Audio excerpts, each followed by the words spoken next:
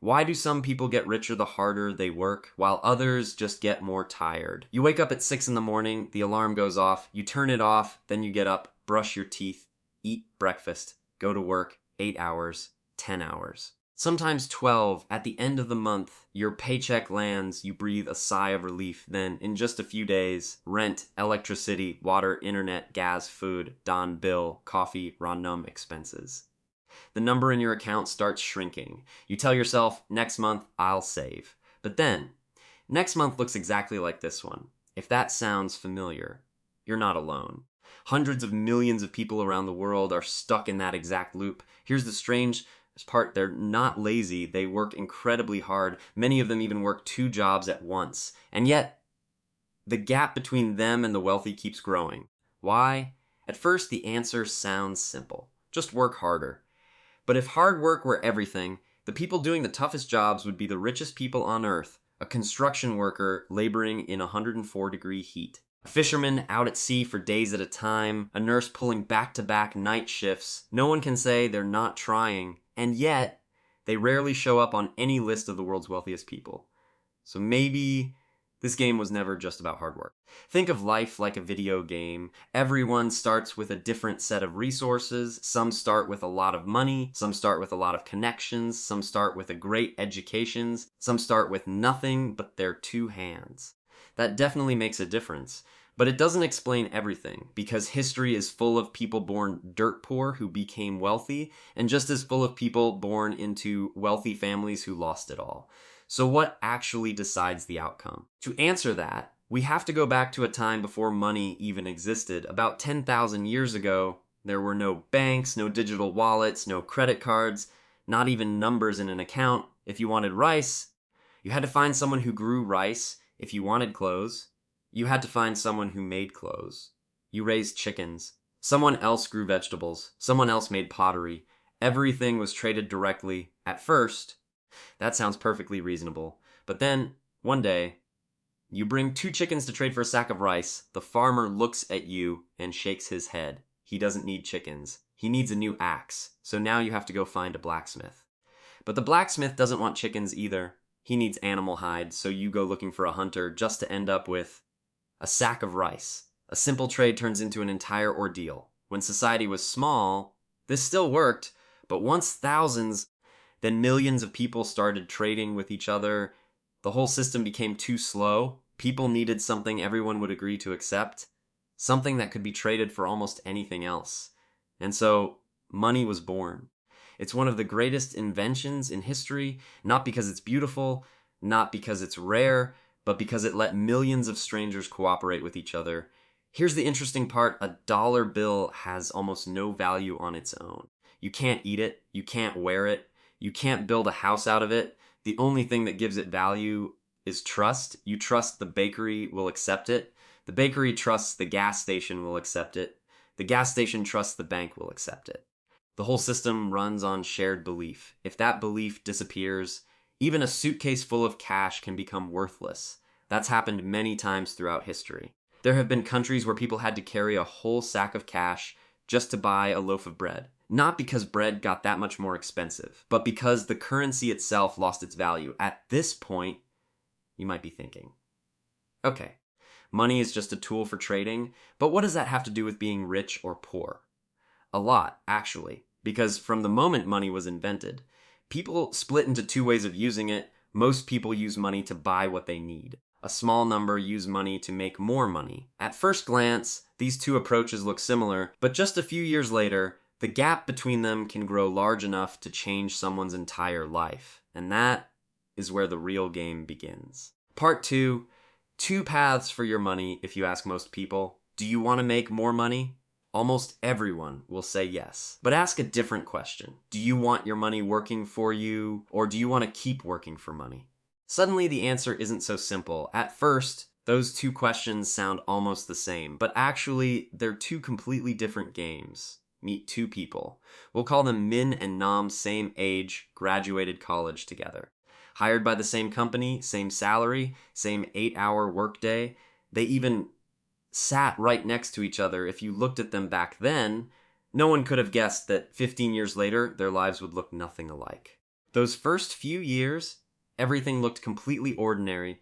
Min got his paycheck, spent it, saved a little, upgraded his phone at the end of the year, sometimes traveled, occasionally bought things he liked. Nam did roughly the same thing. But there was one difference, a very small one, so small that from the outside, you'd never notice it. Every time he got paid, Nam asked himself one question. How do I make sure this money still exists in 5 years? While Min usually asked. What should I buy? Neither question was wrong. Both made sense. One wanted to enjoy the fruits of his labor. The other wanted to create more opportunities. Just one different question, but that one question ended up shaping every decision after it. 3 years in, Min got a new car. Nam kept driving his old one. Friends started teasing him. You've got money. Why are you so stingy? Nam just laughed it off. He didn't explain, because some things are nearly impossible to see in the short term. The next 3 years, Nam put his savings into a small shop with a friend, not because he was sure it would succeed. Quite the opposite. He knew the odds of failure were high. That's something a lot of people don't like to talk about. When we look at a successful entrepreneur, we usually only see the end result. We see the car, the house, the trips, but we rarely see the sleepless nights, the loans, the times they nearly went bankrupt, or the years with almost no income at all. People tend to remember the winners and forget the thousands who failed. That's called survivorship bias. If you only look at the people who made it, the world looks a lot easier than it actually is. Back to Min and Nam Nam's first shop failed. He lost almost every dollar he'd saved. Friends said, "Told you so," family advised him. "You have a stable job, stop taking risks." Honestly, if it were you, you might have thought the same thing, but Nam realized something. He hadn't lost everything. He still had the knowledge, still had the experience, still knew exactly where he'd gone wrong. A year later, he tried again. This time, things went a bit better, then better still. Not because he'd suddenly gotten smarter, but because every failure taught him one more rule of the game. Meanwhile, Min kept working hard, got regular raises, got praised by his boss, was well liked by his coworkers. Everything was fine, except for one thing that never changed. If Min ever stopped going to work, his income would stop too. That wasn't Min's fault. That's just the nature of trading time for money. You exchange 1 hour of work for a set amount of money, no more, no less. It's a fair model. But it has a hard limit. There are only 24 hours in a day. You can't sell hour number 25. Nobody can. Not even the richest person alive can buy an extra hour. That's why, at some point, income from a job hits a ceiling. Want to double it? You'd need to work almost twice as much. Want to triple it? You'd need to work even more. But the human body isn't built to work forever. Eventually, you get sick, you take time off, or you simply want time with your family. And income slows down immediately. Nam hit that same ceiling once too, until he discovered something. Some people don't sell their time. They build a system. A chef can only cook a few dozen meals a day. But a restaurant chain can serve tens of thousands of customers. A teacher can only stand in front of one classroom, but an online course can reach millions of people. A software developer writes the code once. But that software can be downloaded an unlimited number of times. The difference isn't who works harder. It's how many times your effort's value can be multiplied. That's called scalability, and history shows most large fortunes were built on scalability, not on working more hours. At this point, you might be thinking, so all you need is a business and you'll get rich. If that were true, millions of businesses wouldn't go bankrupt every year. The truth is, building wealth has never been the easy path. It's just a different game, a game where the rewards are bigger, but the price you pay is much higher too. And there's a force even more powerful than owning a business. A force that can turn a tiny amount of money into a massive fortune. Not overnight, but over many years. That's why so many people call it the quietest wealth building machine in history. Its name is compound interest.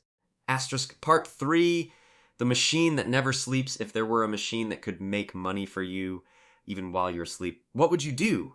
Buy it, rent it, or learn how to run it? Here's the interesting part. That machine has existed for a very long time, but most people have never really understood how it works. Its name is compound interest. Picture 2 trees. The first one grows exactly 1 meter taller every year, no more, no less. That's linear growth. But the second tree is different. Every year, it doesn't just grow taller, it grows new branches. Each branch grows more branches. And those branches keep producing even more. At first, the two trees look almost identical.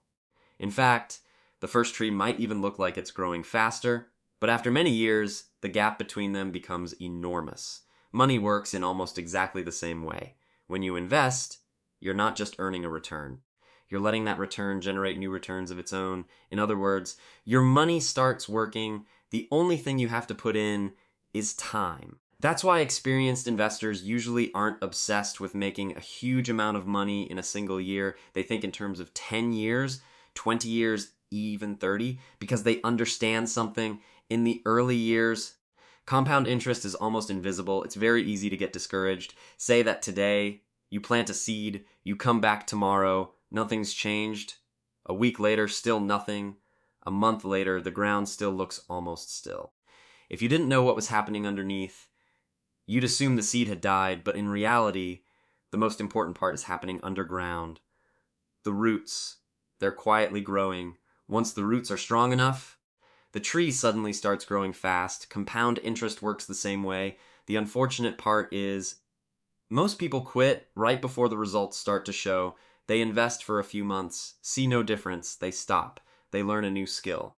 Just a few weeks in, they haven't made any money from it yet. They give up, they start a project. 3 months without success, they move on to something else. Meanwhile, successful people tend to share one trait. They stick around long enough. Not because they're certain they'll succeed, but because they understand that big results rarely show up right away. But then there's a question that trips a lot of people up. If compound interest is this powerful, why isn't everyone rich? The answer comes down to one word: ashed pressure. Imagine two people who both earn about $800 a month. The first person is single. Living costs run about $300. He has $500 left to save or invest. The second person has a family, 2 young kids, rent, school fees, medical bills for aging parents, groceries, transportation. By the end of the month, what's left is basically nothing. Not because the second person is worse with money, and not because they're wasteful. It's simply that their circumstances are different. That's something a lot of online videos tend to skip over. They only show you the finish line. They rarely talk about the starting line. Some people begin the race with their shoes already tied. Some have to run while still learning how to tie them. Judging both people by the exact same yardstick isn't always fair, but even with different starting points, one rule never changes. The most important investment usually isn't stocks, isn't gold, isn't real estate either. It's, you think about this, if tomorrow you lost every dollar in your account, but kept all your knowledge, your experience, your skills, your relationships, could you earn that money back? Plenty of entrepreneurs who went bankrupt have done exactly that. Not once, but multiple times, because what actually builds wealth isn't just money. Money is only the fuel. The real engine is the value you're able to create. A doctor isn't rich because they own a white coat. An engineer isn't rich because they own a laptop. A chef isn't rich because they have a kitchen. They get paid for their ability to solve problems. The bigger the problems they solve, for more people, the more value they create. That's why there are free apps used by hundreds of millions of people. As long as each person gets even a tiny bit of value, the total value adds up to something massive. This is the point where a lot of people shift how they think. They stop asking, how do I make more money? And start asking, what value can I create that thousands or millions of people would actually want? Just one different question, but it can completely change the direction of a life. However, right when you think you've cracked the code to getting rich, an old enemy shows up again. It doesn't care how much money you have, doesn't care how smart you are, doesn't care how many years you've invested, just one moment of losing control, and it can wipe out a decade of progress. That enemy's name is greed. Asterisk part 4. The most dangerous enemy isn't poverty. If you ask an investor who's lived through several market cycles, what's cost you the most money? Almost no one says inflation or a recession. Most of them will say something else. Myself. Asterisk, that sounds strange. But think about it. How many times in your life have you known you shouldn't do something, but did it anyway? You know staying up late is bad for you. You scroll your phone anyway. You know you should save. but you buy something you don't really need. You know you shouldn't follow the crowd when investing, but when you see everyone else making money, you start to feel like you're missing out. That's the moment emotion takes over from reason. And economic history is largely a history of emotion winning. Let's rewind to a crowded city. News spreads everywhere. Some kind of asset just keeps going up in price. Higher today than yesterday. Higher tomorrow than today. The first buyer makes a profit. The second person sees it. Buoys in two, then a third, a fourth, a fifth before long. Every conversation revolves around the same topic at the coffee shop, in the elevator, at the family dinner table, at the office. Everyone's talking about the opportunity to get rich. That's when the scariest part happens. It's not the price going up. It's that people start to believe the price will rise forever. That's the most dangerous moment of all. Because once belief turns into certainty, risk basically disappears from our thinking. You start hearing things like, this time it's different. It can't possibly go down. Everyone's buying it. If you don't buy now, you'll regret it later.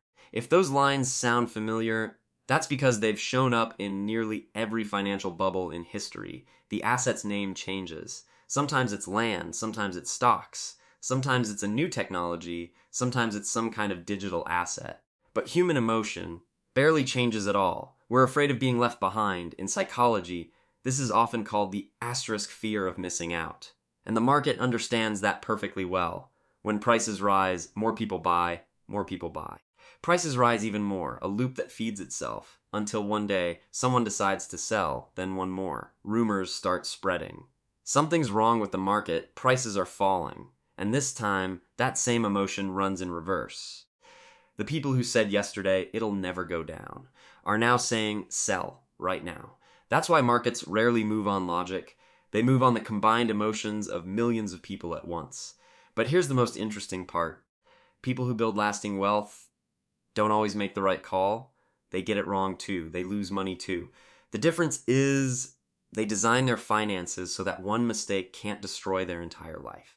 They don't put all their money into one opportunity. They don't overborrow just because they're sure they're right. They don't treat a single investment as a golden ticket because they understand a very simple rule. The most important thing in this game isn't winning big. It's never losing so badly you can't get back up. Imagine you have $1 million. You lose 50%, you're left with 500,000. To get back to $1 million, you don't need a 50% gain. You need a 100% gain. That's why losing money is always easier than earning it back. And that's also why managing risk usually matters more than chasing returns. But then a question comes up. If people have known this for so long, why does nearly every generation repeat the same mistakes? The answer comes down to a fairly hard truth. Our brains weren't built for investing, they were built for survival. Tens of thousands of years ago, if you heard a rustle in the bushes, our ancestors had to react instantly, run, fight, or hide. Those instincts used to save lives. But in today's financial world, that same impulsiveness usually leads us to our worst decisions. Buying when everyone's euphoric, selling when everyone's panicking, that's pretty much a perfect recipe for losing money. So if emotion is always working against us, is there any way to win this game? Yes. But the answer doesn't start with picking the right stock, it doesn't start with buying the right property, and it doesn't start with finding some secret investment. It starts with something much simpler. Understanding yourself. Asterisk, because the hardest opponent in the journey of building wealth was never the market. It has always been ourselves. Part 5. What school rarely teaches. Try to remember your school years. We studied math, studied literature, studied history. Studied geography, studied physics, studied chemistry, all important subjects. But here's an odd question. Were you ever taught how to read a contract, how to build a personal budget, how to tell the difference between an asset and a liability, how to recognize when an investment is too risky, or how to avoid the psychological traps that get us to overspend? For a lot of people, the answer is no. That doesn't mean school got it wrong. Formal education was never meant to teach every single life skill, but it does leave a gap each of us eventually has to fill ourselves. And if we don't teach ourselves, we usually end up learning the most expensive way possible.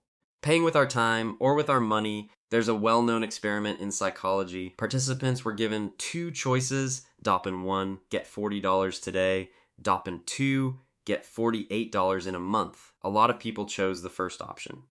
Not because they did the math, but because our brains tend to overvalue rewards right in front of us and undervalue future benefits.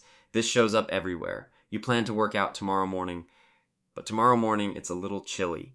You sleep in another 30 minutes, you plan to save money, but your phone buzzes, you open social media for just 5 minutes. 30 minutes go by, you plan to save, but you spot a sale, you tell yourself just this once. Those small decisions, one at a time, rarely make a visible difference right away, but after 5 years or 10, they add up, just like compound interest, except this time, it's compound interest on your habits. A good habit, repeated thousands of times, can change your entire life. A bad habit, repeated thousands of times, can do exactly the same thing.